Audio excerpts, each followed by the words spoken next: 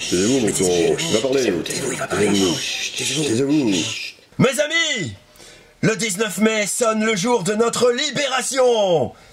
Nous avons attendu patiemment, rongeant notre frein, espérant enfin échapper à ce destin de persécution qui est le nôtre ici. Malgré nos recommandations le 1er avril, personne ne s'est désabonné. Avons-nous été pris au sérieux? Non.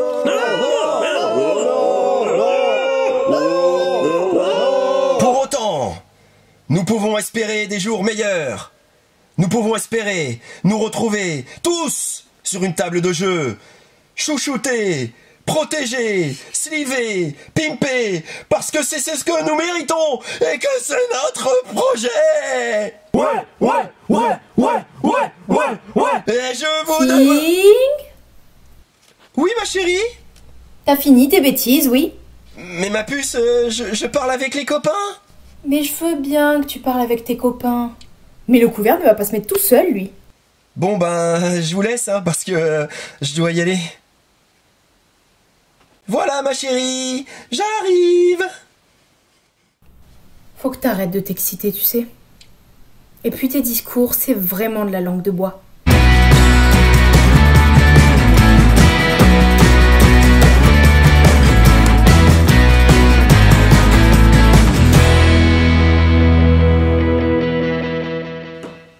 Et comme vous avez pu le constater, les jeux de société sont à cran, ils sont à bout. Et nous aussi, on n'en peut plus et on a hâte de vous retrouver le 19 mai, mercredi 19 mai. Et pour l'instant, bienvenue en cette dernière vidéo du vendredi du confinement. Salut Antoine. Salut Thomas, salut YouTube. Salut Antoine, donc tu es derrière la caméra pour la deuxième fois, tu remplaces Alex qu'on salue. Salut tu es Alex. en vacances Alex, repose-toi bien, parce que quand tu vas revenir, normalement ça va dépoter, puisque ce sera le mercredi 19 mai, date de la réouverture. Il y a encore des nouveautés parce que les éditeurs, et on les remercie, ont tout au long de ce confinement quand même sorti des choses qui ont créé de l'actualité et qui ont donné du sens à notre vidéo du vendredi, parce que sans actualité, notre vidéo du vendredi n'est rien, n'est-ce pas Antoine? Eh oui. À part les petits sketchs évidemment que vous aimez beaucoup et on vous en a gâté pas mal. Pas dit qu'avec la réouverture on est temps d'en faire autant, mais on a quelques sketchs en réserve, donc surveillez tout ça. Pour l'instant, la vidéo du vendredi, elle est encore là. Il y a encore de la nouveauté évidemment, il y a du retour en stock. Avant cela, je voulais vous dire qu'on ouvre le mercredi 19. Et donc, je voulais vous parler de sorties spéciales pour le mercredi 19, que je ne peux pas vous montrer là parce qu'elles ne sont pas encore arrivées, parce qu'évidemment, avec le jour férié, il y a eu des retards de livraison. Mais sachez que le mercredi 19, si tout se passe bien, nous ouvrirons avec le jeu La Baie des Marchands. Un jeu Super Meeple, un jeu qui est franchement excellent, une espèce de jeu de gestion de ressources et de marché, où on va vendre des ressources, mais qui aurait rencontré le jeu Route, puisqu'avec une énorme asymétrie, puisque chaque joueur aura son propre plateau, lui permettant de construire ses ressources à sa propre manière. Il va y avoir plein de styles de jeux différents, un petit jeu de déplacement, un petit jeu à la potion explosion. Dans les extensions qu'on a, il y aura un petit jeu à la Roll and Write, il y aura une version solo. C'est un jeu très attendu, La Baie des Marchands, qui sera donc disponible le 19 mai. On aura également Clank Legacy. Alors Clank Legacy, n'hésitez pas à faire des réservations parce qu'il y en aura très peu. Donc si vous l'attendez avec impatience et que vous n'avez pas réussi à l'avoir par d'autres biais, nous on aura quelques boîtes. Donc dès que vous avez vu cette vidéo, si vous voulez, vous pouvez réserver d'ores et déjà votre Clank Legacy. Il y aura Mandala Stones aussi, un jeu dans l'univers un peu de Azul, un très beau jeu avec des très belles pièces dans un jeu un peu comme ça puzzle game. Ça c'est spécial pour le 19 mai pour la réouverture. Et puis il y aura toutes les nouveautés dont vous parlera Alice le 21 mai et elle vous reparlera dans le détail en vous montrant les boîtes de tous ces jeux que je viens de mentionner. Ceci étant fait, eh bien on va faire notre propre vidéo avec les jeux actuellement sortis au magasin lorsque vous regarderez cette vidéo. C'est parti Antoine. C'est parti. Allez, cette longue introduction est passée. On commence avec Quicks Bonus. Quicks Bonus, c'est des petites feuilles en plus pour le jeu Quicks qui est là, si tu veux. Hop, on regarde ça, c'est le jeu Quicks. Un excellent petit jeu de dés. Très sympa. Ouais, un jeu de coche comme ça, où il va falloir cocher dans un ordre bien précis en fonction des couleurs. Et Quicks Bonus, c'est quoi? Bah c'est ça, j'ai sorti. Déjà, on apprécie qu'ils aient fait des feuilles plus grandes, parce que Quicks, c'était des toutes petites feuilles. Pratiques pour transporter, mais pas toujours pratiques quand on voulait regarder où en sont les autres joueurs.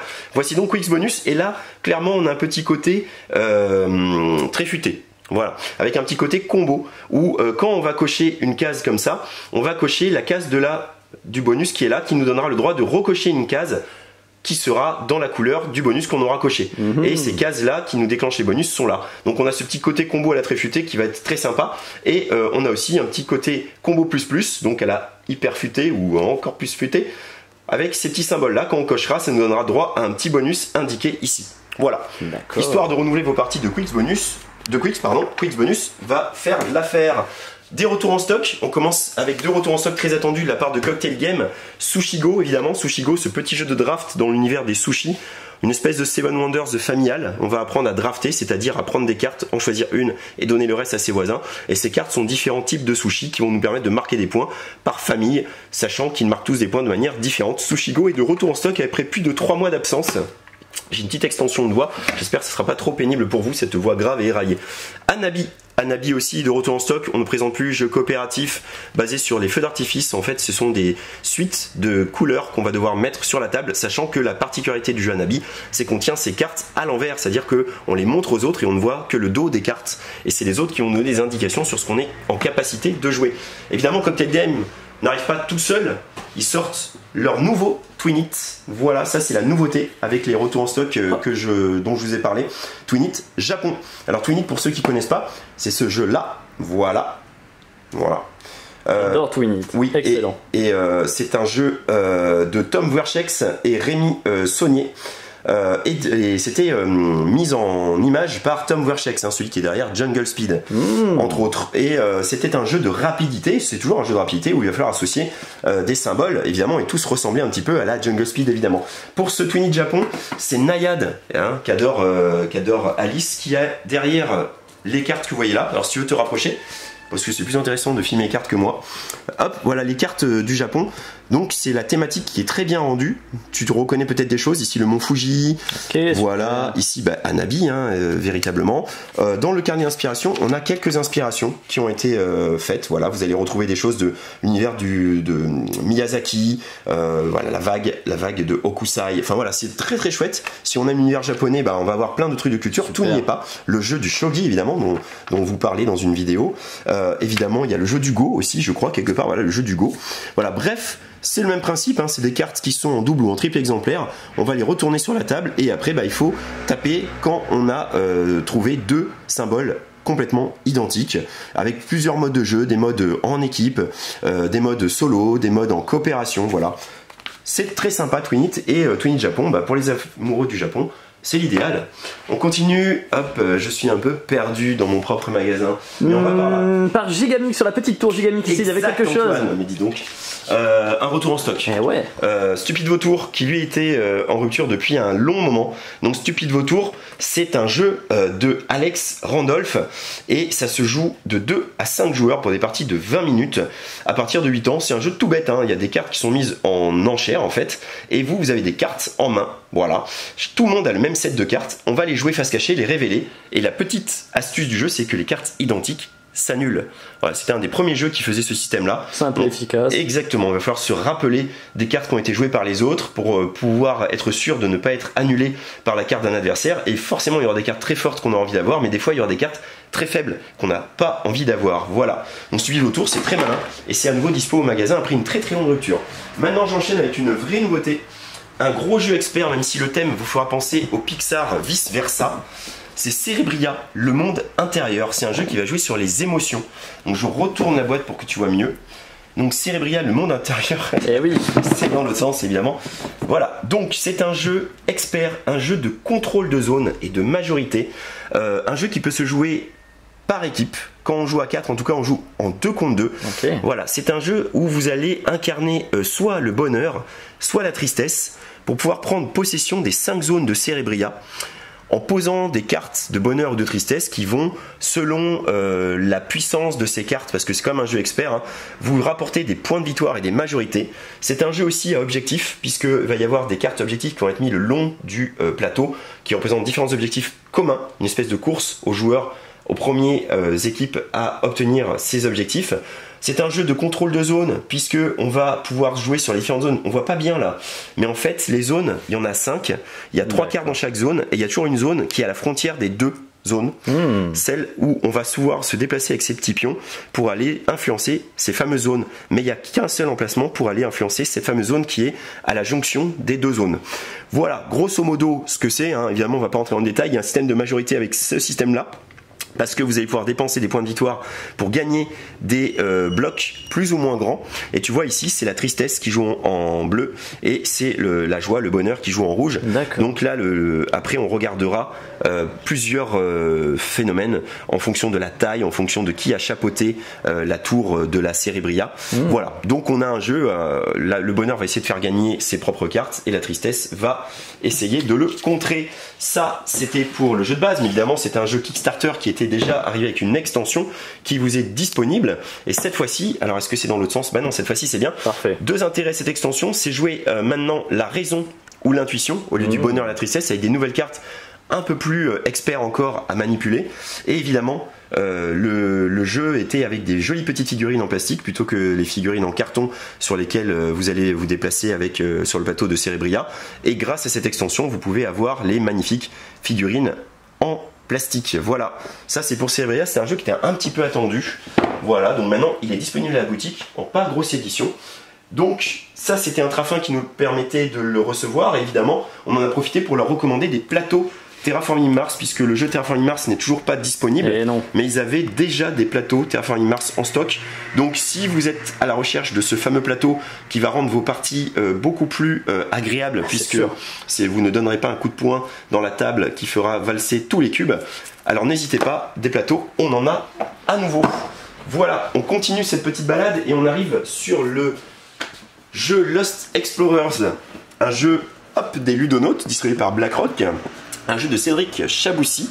Voilà, c'est un jeu de 2 à 4 joueurs, 40 minutes la partie à peu près, à partir de 10 ans. Voilà, et c'est mis en image par Christine Deschamps. Lost Explorers, qu'est-ce que c'est? Alors déjà, l'originalité, c'est que le plateau est intégré dans la boîte. Tu vois, j'ai ouvert le plateau comme ça, et on a bien une carte du monde, si tu veux zoomer. Voilà une carte du monde avec différents lieux. Et nous, on recherche l'entrée de la cité perdue, la cité secrète qu'on ne connaît pas. Et on va envoyer nos petits explorateurs pour aller dans différents endroits pour essayer de récupérer des missions qui vont permettre de faire avancer nos chefs de mission sur cette piste-là. Puisque tout ce jeu-là, c'est un jeu de course où nos petits explorateurs vont se déplacer en fonction des réussites de nos missions pour aller libérer ces icônes-là. Comme tu vois ici, voilà, deux petites loupes qui nous permettront de récupérer un petit jeton comme ça. Le premier qui a 4 jetons gagne la partie immédiatement. Là où il y a plusieurs stratégies possibles, c'est qu'on voit que les loupes sont présents sur les 4 pistes. Donc potentiellement, on pourrait faire avancer en même temps nos 2 explorateurs et arriver à libérer 1, 2, 3, 4. Ou à faire avancer un seul explorateur et libérer 1, 2, 3, 4. Voilà, ça c'est une des possibilités stratégiques du jeu. Comment on va avancer cet explorateur? En fonction de ce qui se passe ici. Ici, ça va être déterminé par ces petits jetons-là. Ces jetons-là, ils ont la particularité d'être recto verso. Sur cette face-là, ils indiquent un moyen de transport. Donc là, vous avez un ballon dirigeable. Ici, vous avez une locomotive. Ici, vous avez la voiture. Et ici, vous avez le bateau. Mais de l'autre côté, c'est une mission.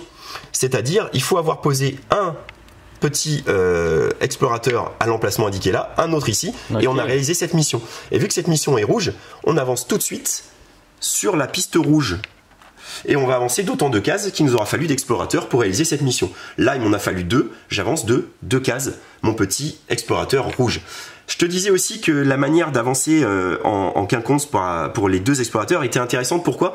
Parce que quand on avance un explorateur sur une piste, et qu'après on peut réavancer l'explorateur qui était sur l'autre piste en retrait, alors on a un petit bonus de récupérer un petit jeton comme ça. Voilà, donc ça c'est sympa aussi. Comment ça va se passer? À votre tour de jeu, vous allez donc dépenser ces fameux jetons, parce que pour placer, si tu zoomes ici, pour placer mon explorateur ici, il faut que j'ai un jeton bleu et un jeton rouge. Voilà. Quand je fais ça, ce qui est intéressant, ce que j'ai trouvé malin, c'est qu'on ne va pas défausser les 2 jetons, on va en défausser qu'un seul sur tous ceux qu'on a dépensés. Donc là, si on fait ici, qu'on a 2 jetons bleus et un jeton rouge, au lieu de défausser les 3 jetons, jeu classique, là on va en défausser un seul et on va donc garder un jeton bleu et un jeton rouge, ou un jeton, 2 jetons bleus. Pourquoi? Ça permet de faire des petits combos. Par exemple, si je devais relier ces deux-là, imaginons, et que j'ai un jeton bleu et un jeton rouge, enfin 2 jetons bleus et un jeton rouge, pardon, il faut que j'aille d'abord ici, que je enlève un jeton bleu, que j'ai mon jeton bleu et mon jeton rouge et que je le redépense pour déposer celui-là. Et là, je peux garder mon jeton rouge, qui combiné avec un autre jeton rouge me permettrait de poser un autre pion ailleurs. Il y a un petit jeu de pose ouvrier comme ça assez agréable. Ensuite, ces jetons, on va pouvoir les récupérer dans ce marché-là. Et on va les récupérer avec ces mêmes petits explorateurs. Si je pose un explorateur ici, je récupère le premier jeton de la ligne. Si j'en pose 2, je récupère le deuxième. Et on sait qu'il est vert, donc on sait potentiellement le type de mission qui peut induire, avancer sur la piste jaune. Donc si je veux avancer sur la piste jaune, j'essaierai de récupérer un jeton jaune. Et on sait aussi le type de véhicule que c'est par rapport à ce qu'il faut que je dépense pour aller dans les différents lieux. Par exemple, pour venir ici, il faut 2 voitures. Voilà. Grosso modo, c'est ça. Le jeu a un petit côté sympa parce que pourquoi? Une fois que quelqu'un a déplacé à 4 reprises sur les petites loupes ici ses chefs d'expédition, il va gagner la partie. Il va révéler ces petits chiffres là, tu vois, qu'il va additionner. Hop, pouf. Et ensuite, il va additionner ces chiffres et il va regarder à quel numéro ça correspond dans le QR code. Il va scanner le QR code et ça va l'amener dans un lieu du globe. Okay. Voilà, moi je suis allé Lac Rouge au Sénégal, que je ne connaissais pas. Voilà, donc on va découvrir des lieux du monde grâce à ce petit jeu Lost Explorers. Donc la thématique est bien rendue aussi. Super. C'est disponible, c'est un jeu de Cédric Chaboussi. Oh oui. Et on voulait vous faire gagner une boîte dans un petit concours, parce qu'on aime bien vous faire gagner des boîtes. Pareil, on ouvre à toute la France avec 6 € de plus si vous n'habitez pas sur Bordeaux pour l'envoi de la boîte de Lost Explorers. Et la petite question que je vais vous poser est toute simple. Cédric Chaboussi, on l'a mis à l'honneur lors d'un sketch d'intro d'une de nos vidéos du vendredi en faisant une fausse pub sur Cédric Chaboussi. Bah, dites-nous quelle était cette vidéo du vendredi, la date exacte de cette vidéo. Mettez les commentaires dans YouTube, tirage au sort et le gagnant recevra sa petite boîte de Lost Explorers chez lui s'il n'habite pas Bordeaux, moyennant 6 € de frais de transport, ou il viendra la chercher au magasin quand on sera à nouveau ouvert à partir du 19 mai. On a hâte. Voilà, c'est fini pour Lost Explorers. Je m'aperçois que ma voix est de plus en plus éraillée. Je suis navré pour ceux qui m'écoutent. On a reçu également de la part d'Intrafin Maharaja. Voilà, Maharaja, c'est la réédition d'un jeu de Wolfgang Kramer et Michael Tisling. C'est un peu le duo gagnant de plein de jeux. Et Maharaja, c'est un jeu de majorité, de déplacement de ces petits prêtres sur ces différentes pistes pour aller soit construire des statues, soit des petits bâtiments le long des rues, parce que lorsqu'on se déplace, tant qu'on va sur des cases avec des bâtiments à notre couleur, on ne paye rien, et si on atterrit sur des bâtiments à la couleur des adversaires, on leur donne des sous. C'est un jeu de programmation aussi, puisqu'on va avoir une espèce de petit cadran comme ça d'horloge avec les flèches qu'on va positionner pour faire 2 actions à son tour de jeu et placer ces fameuses statues et ces fameux petits bâtiments le long des rues. Voilà, c'est une version Kickstarter avec un plateau immense, avec du matériel, de petits pions en plastique moulés, etc., avec des plateaux individuels. Très très beau. Voilà, et c'est arrivé au magasin, la version Maharaja. Voilà, je réalise qu'on a oublié Star-Lord de chez Marvel, donc je vais faire une petite digression à la fin de cette présentation du retour en stock des Aventuriers du Rail autour du monde. Voilà, rien de plus à dire, hein, c'est les Aventuriers du Rail plus, puisqu'il y aura des trains et des bateaux, donc des cartes trains, des cartes bateaux. À votre tour de jeu, vous pouvez attraper soit des cartes trains, soit des cartes bateaux, soit un mix des deux pour pouvoir faire des jonctions encore plus grandes pour des parties encore plus longues évidemment. Mais ceux qui adorent les Aventuriers du Rail adorent les Aventuriers du Rail autour du monde parce que c'est encore plus épique. Donc on retourne là-bas, désolé. Le Star-Lord, oui, le Star-Lord. Il faut pas l'oublier et ben heureusement je l'ai pas oublié. Voilà, ça c'était très attendu aussi, c'est arrivé, c'est disponible. Star-Lord, donc on est dans la gamme des Gardiens de la Galaxie. Il y aura Gamora, et puis les autres qui arriveront après cette boîte qu'on avait reçue avec Root et puis Rocket. Voilà, Star-Lord avec pareil, sa petite manière à lui de jouer, ses petites cartes, on vous laissera découvrir ça. C'est basé sur la prise de risque, grosso modo. Le Marvel Champion est disponible. Excellent. Cet oubli est donc maintenant réparé. Désolé pour ce petit flashback que tu as dû faire. Et on continue tout droit avec un truc qui me remplit de joie. C'est l'extension pour Objection. Objection, c'est ce jeu personnellement que moi j'adore énormément, qui n'a pas encore trouvé son public, mais nul doute qu'il finira par le trouver. Bien sûr. Parce que déjà, c'est pas un jeu forcément narratif, on peut rejouer plein de fois la même partie, hein, puisque dans cette boîte-là, vous avez 2 procès. Des procès actuels, hein. L'un c'était le procès de tableaux, de faux tableaux, et puis l'autre je l'ai même pas encore fait, mais en tout cas c'est super sympa, c'est un petit côté combo, un petit côté chaînage, puisqu'on va essayer de faire matcher les petits symboles qu'on joue pour qu'il y ait toujours un symbole correspondant au symbole précédemment posé. Ça va un peu induire votre stratégie, les cartes ont des petits pouvoirs de pause, des petits pouvoirs de victoire, des petits pouvoirs de défaite. Bref, c'est super malin, et avec ces 2 extensions, c'est encore plus malin. Pourquoi? Parce que cette fois, ça va vraiment créer de l'asymétrie. C'est-à-dire que dans un sens, on va avoir une asymétrie du côté de la défense, c'est-à-dire que là, on est sur le procès des sorcières de Eastwick, un procès historique, hein, Excellent. américain. Donc on va plus jouer avec des juges mais avec une foule en colère, donc forcément c'est plus difficile pour la défense d'obtenir gain de cause. Évidemment l'accusation a plus de cartes importantes et là le but de la défense c'est de faire innocenter, puisque là on sait qu'ils sont innocents, contrairement à la boîte de base où c'était voilà, à un moment, ça pouvait gagner ou perdre. Il n'y avait pas de narration particulière. Là, il y en a une. Le but de la défense, c'est vraiment d'innocenter. Il ne gagne que s'il a réussi à innocenter les sorcières d'Ipswich, enfin, c'est les présumées sorcières. Et à l'inverse, dans Le Parrain, eh ben, c'est l'accusation qui va se retrouver bien en mal, puisqu'il va falloir accuser le parrain et prouver qu'il est bien responsable de tous les crimes qui lui sont reprochés et de toute la famille mafieuse qu'il gouverne. Voilà. Donc, de la symétrie, des nouvelles cartes, des nouvelles manières de jouer, des nouveaux modes. Ça, si vous avez mis objection, c'est un indispensable. Super. Voilà. On enchaîne avec un autre jeu à deux. Rift Force. Rift Force, édité par la boîte de jeu, dessiné par Miguel Coimbra, pardon. Un jeu de Carlo Bortolini et distribué par BlackRock en France. Rift Force, c'est ce jeu-là. C'est un jeu dans l'univers, on va dire, non pas dans l'univers, mais plutôt dans la mécanique de Shoten Toten, un jeu d'affrontement, chacun de son côté, on pose des cartes. Par contre, il y a un petit côté combo super malin et assez rotor et pas facile à prendre en main avec toutes ces factions là. Alors je crois même pas qu'on les ait toutes mis, il y en a 10 normalement. On va donc drafter des factions, se retrouver avec 4 factions chacun et ensuite prendre les cartes correspondant aux factions qu'on a, hein. Si j'ai le dieu des éclairs, bah, je vais prendre toutes les cartes éclairs. Ces cartes vont de 5 à 7. Évidemment, il y a beaucoup de 5, il y a un peu moins de 6 et encore moins de 7. Et ensuite, chacun va jouer des cartes de sa main et va pouvoir activer les pouvoirs de sa faction. D'accord. Et c'est totalement asymétrique. Et évidemment, il y a plein de combinaisons différentes en fonction des 4 factions que vous aurez eues pour la partie. Le but du jeu, c'est quoi? C'est une course. Le premier arrivé à 12 points de victoire. Des points de rift, hein, c'est ça le rift, hein, c'est cette espèce d'énergie qui circule dans cette faille et qui est sur donc 5 régions. Ce sont ces régions qu'on va se disputer. Alors à son tour de jeu, on va poser des cartes, soit des cartes de la même famille, soit des cartes de la même valeur. On va les poser soit tout au même emplacement, soit côte à côte. Et à un moment, on pourra aussi réclamer des zones. Si on est seul sur une zone, on pourra marquer les points de victoire de cette zone-là, avancer, où on pourra activer les pouvoirs de nos petites cartes selon les pouvoirs qu'on a de la faction que l'on veut jouer pour mettre des dégâts sur les cartes en question, puisque les cartes, leur valeur, c'est aussi leur point de vie. Voilà. Donc beaucoup de dilemmes dans ce jeu-là. Quelle carte je garde pour activer? Parce que pour activer des pouvoirs, il faut jouer soit la même valeur, soit la même couleur.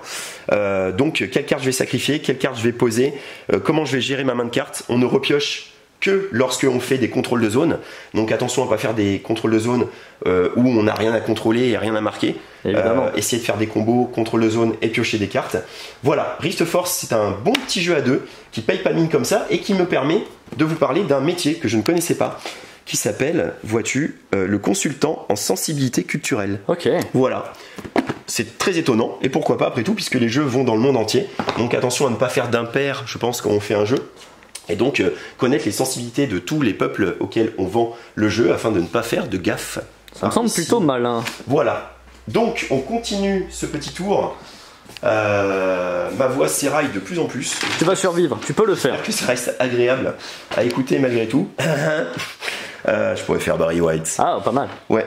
Alors, c'est quoi ça? C'est un retour en stock d'un jeu, vraiment d'une réédition d'un jeu un peu relooké comme ça. C'est le Rallye des Vers de Terre, un petit jeu pour les enfants à partir de 4 ans. Un jeu, voilà, de Carmen Kleinert, un jeu trop mignon. Ici, vous voyez, avec une petite prise de risque, un petit peu de jeu de dés, un petit peu de visualisation dans l'espace aussi, parce que on va avoir ces petits vers de terre. C'est une course sous la terre. Ils vont apparaître à 2 reprises, au niveau ici des marguerites et ici des fraises, jusqu'à gagner le premier ver de terre qui l'emportera et qui sortira sa petite tête d'ici. Et ces petits vers de terre, au début, ils vont partir avec une petite tête juste comme ça. À son tour de jeu, on va jeter un dé qui va nous indiquer une petite pièce d'une couleur. Voilà, vois-tu? Alors, il y a du bleu, 1 cm, 2 cm, 3 cm, 4 cm, 5 cm et 6 cm. Évidemment, si on fait du rouge, c'est bien parce qu'on peut faire grandir son ver de terre très vite. Voilà. On va aussi pouvoir prendre des petits paris grâce à ces petites tuiles ici en pariant sur le premier ver de terre qui va montrer sa tête ici. Et si on gagne son pari, eh ben, ça va nous faire une petite tuile supplémentaire. Voilà, pour essayer, pourquoi pas, de agrandir son ver de terre et remporter la partie. C'est très bien fait, c'est très malin, le matériel est superbe. Oui. Et le jeu, c'était une vraie référence qui avait disparu des rayonnages. Et ben le voilà de retour. Ouais, Voilà. bien content de le revoir. Tout à fait. Je pense que j'en ai fini avec ma voix éraillée. Et bientôt. Je n'ai plus qu'à vous parler de ce qui reste derrière ce comptoir. Un peu de jeu de rôle.